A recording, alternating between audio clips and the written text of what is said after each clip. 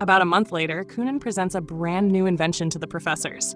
He reveals a strange but interesting creation, a hairless rat-shaped doll designed for customers to hug while they sleep. To solve that problem, he created this soft companion. He offers the professors a chance to try it, but Hank politely refuses. He jokingly admits that the doll looks so incredibly soft that if he grabbed it, he might never want to let it go. With that, Kunan wraps up the demonstration and heads off to reveal the product to his tired customers. Elsewhere, Saf and Safi are discussing how well things have been going with the new group of students. Kunan's business has grown into something both efficient and highly profitable. Reyes has been managing quite well on her own, and both Hank and Rhea have started earning a good amount of money through their experiments with Kunan. Overall, the advanced class this year is showing a lot of promise. He believes it's only a matter of time before rival factions begin making their move.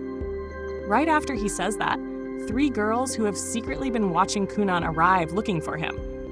When they learn that he has already left, they quickly apologize for interrupting and head back out. Meanwhile, Kunan has already introduced his new product to his customers, and the response is very positive. Everyone seems excited to try it. After finishing all the bookings, Kunan decides to take a short break. Just then, he notices a familiar smell drifting through the building. It's Hank experimenting with the fire magic bacon that Kunan asked him to cook earlier. Curious to see the results, Kunan creates a staircase made of water and heads downstairs. Hank managed to burn the bacon again, just like his previous attempts. He admits that cooking this way is difficult because he's never done it before. Kunan tries to help by explaining that bacon usually cooks best over a steady low heat. Hank understands the idea, but maintaining fire magic at a consistent temperature for a long time turns out to be harder than it sounds. This makes Kunan pause for a moment, thinking deeply about the problem. But he eventually snaps out of it and encourages Hank to keep practicing until he gets used to it. After that, Kunan goes to check on Rhea and his flying experiments. Rhea has successfully figured out how to launch himself into the air, but he hasn't yet learned how to stay there. As a result, he quickly comes crashing down. Luckily, Kunan arrives just in time and cushions his fall with a magical waterbed. He advises Rhea that learning how to float should probably come before attempting full flight again. Later at lunchtime, Kunan asks the chef to make sandwiches using the bacon Hank prepared. Not long after, they run into Reyes, who also jumps at the chance for a free meal. The group sits down together to enjoy their lunch. Unfortunately, they all underestimated just how badly the bacon was burned.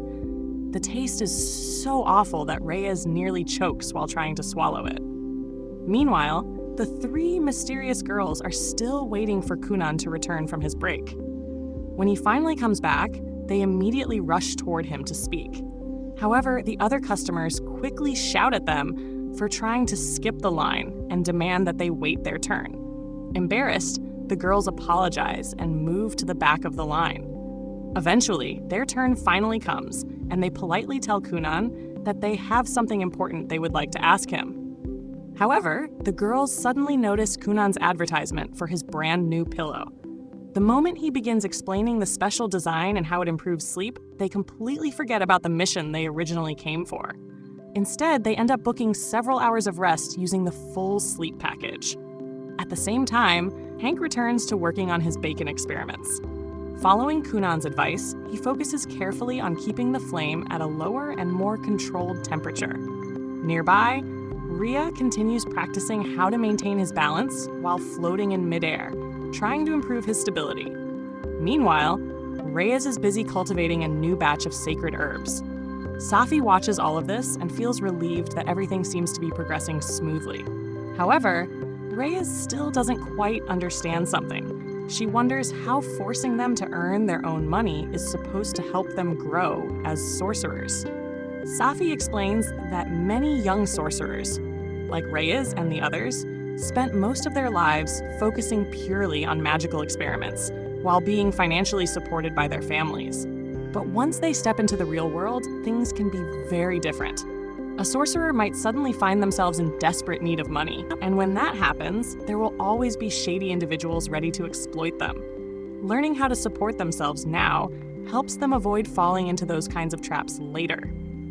Hearing that explanation, Reyes finally understands the reasoning behind the rule, which makes Safi glad.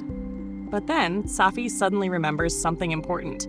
Recruitment season has just begun. She asks Reyes if any factions have approached her yet.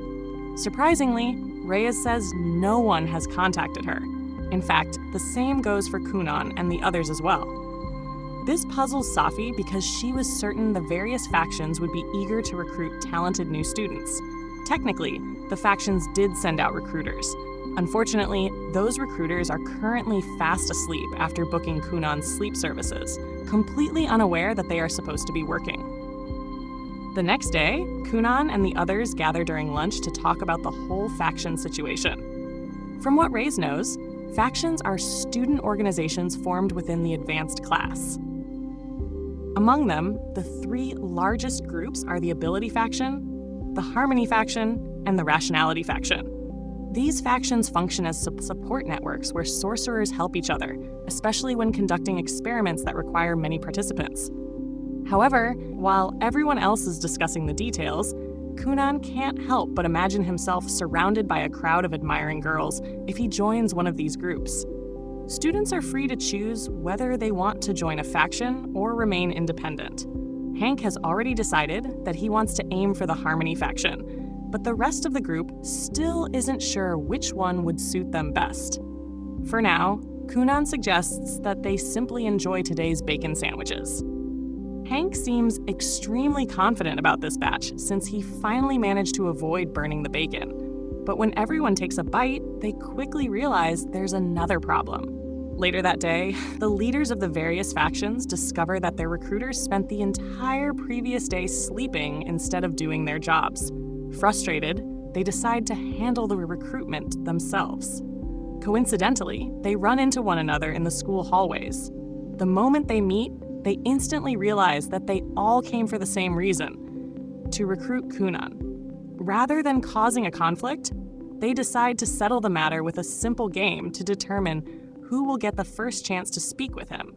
Meanwhile, out in the garden, Hank continues practicing his grilling technique, but after working nonstop for so long, he's beginning to run out of energy.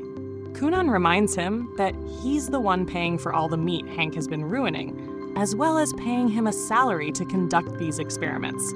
Because of that, Hank really doesn't have much room to complain. Since Kunan is technically right, Hank reluctantly continues working. While that's happening, Kunan goes to check on Ria's progress. Ria proudly demonstrates that he has finally mastered the ability to float steadily in midair. Kunan is pleased to see how much he has improved, but now it's time for Ria to move on to the next stage of his training. To help with the next stage of training, Kunan creates a large bubble of water around Ria and tells him to try flying again. The bubble acts as a safety barrier in case he crashes into any nearby buildings during the test. Watching him makes Ria realize that no matter how talented someone is, there is always room to grow. Back in his hometown, Ria had been praised as the greatest mage they had ever seen because of the sheer power of his spells. He had always taken pride in that reputation. But standing beside Kunan now, it becomes painfully clear that his abilities still fall far short. For the moment, Ria decides to focus on improving himself. His family struggled to gather enough money to send him to this academy, so he wants to become strong enough to repay them one day. Just as he prepares to begin flying, a loud explosion echoes from the distance. Both Ria and Kunan turn toward the sound and notice what appears to be a magical battle happening beyond the tree line. The fight is actually between the leaders of the three major factions. They unleash powerful spells while defending against one another's attacks, all trying to prove who can outlast the others. Kunan and Ria have no idea what the fight is really about, but Kunan simply thinks the battle looks exciting and casually mentions that he'd like to try something like that someday. Meanwhile, Hank is still experimenting with his fire magic cooking technique. He's trying to figure out whether adjusting the heat higher or lower will give him a better result. Suddenly, Kunan appears behind him and criticizes how limited Hank's approach has been. So far, Hank has only been adjusting the temperature of the flames, which Kunan finds unimaginative. The reason Kunan agreed to fund these experiments was because he wanted to see creative uses of fire magic. If Hank wants to overcome this problem, he'll need to think beyond simple temperature control. At that moment, Saf calls out to Kunan and urgently asks him to prepare a waterbed for a professor who is extremely sleep-deprived. Kunan quickly forms a staircase made of water and climbs toward the window to go assist. Watching Kunan transform liquid water into solid stairs sparks a realization in Hank's mind. He finally understands that he hasn't been using fire magic to its full potential. Fire isn't only about heat, it also has other properties he can manipulate, like color and even scent. That realization gives him a new idea. If he can control the smell of the flames, he might be able to create a fire that produces the perfect bacon aroma. Taking it even further, he could potentially infuse different flavors into the meat while cooking it. Excited by the thought, Hank prepares to attempt one final experiment. But before he can start, a member of the Harmony faction approaches him and asks if he would be interested in joining their group. At the same time, Rhea is attempting his first real flight test. Unfortunately, flying turns out to be far more difficult than he expected. He repeatedly crashes into nearby buildings before eventually slamming into the ground. As he tries to recover, a recruiter from the Rationality faction approaches him. She gives him some advice, explaining that he shouldn't try to directly control the wind when flying. Instead, he should simply guide the airflow around his body. The moment Rhea gets a good look at her, he is completely captivated. Later that day, the group gathers together for lunch as usual. This time, however, they're shocked to discover that the sandwiches actually taste great. Everyone immediately congratulates Hank for finally getting it right. Kunan even suggests that Hank could start cooking other foods now that he has mastered the technique. But Hank proudly reveals that he's already taken it a step further. He shows them an entire platter filled with perfectly grilled meats. Kunan is impressed by the achievement, but there's just one problem. There's just one issue. There's absolutely no way they can finish that much food.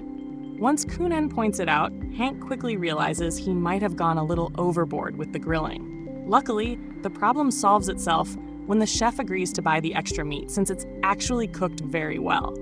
On top of that, this gives Hank an idea for a personal business. If he keeps producing food like this, he could start selling it and finally earn money on his own. Later, while walking through the academy halls, Reyes asks Rhea whether he finally figured out how to fly. Rhea proudly confirms that he did, though he admits it was mostly thanks to some helpful advice from an upperclassman. Kunan is happy to hear that. In fact, he immediately suggests that if Rhea becomes good at flying, he could start a courier service and deliver items quickly across the city. The idea excites Rhea a lot. Rhea then shares another piece of news. The upperclassmen who helped him also invited him to join the Rationality faction, and he plans to accept the offer, though he insists it's definitely not because he thinks the girl who invited him is cute. That would be ridiculous. Hank mentions that he was also approached. He received an invitation from the Harmony faction.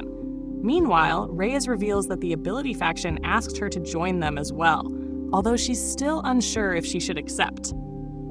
After hearing that everyone else received invitations, Kunan begins to wonder why he's the only one who hasn't been approached by any faction yet.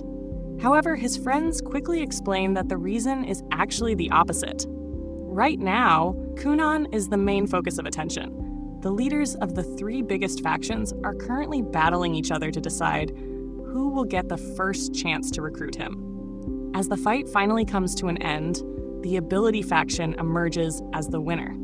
The Harmony faction takes second place, while the Rationality faction finishes third. Since Bale from the Ability faction earned the right to approach Kunan first, he decides to go all out with his strategy. To secure Kunan's agreement, he calls upon the most beautiful girl in his faction and plans to use her charm to persuade, or rather seduce, Kunan into joining them. And that's where the story leaves off. This marks the end of episode 11. Make sure to subscribe so you don't miss what happens next.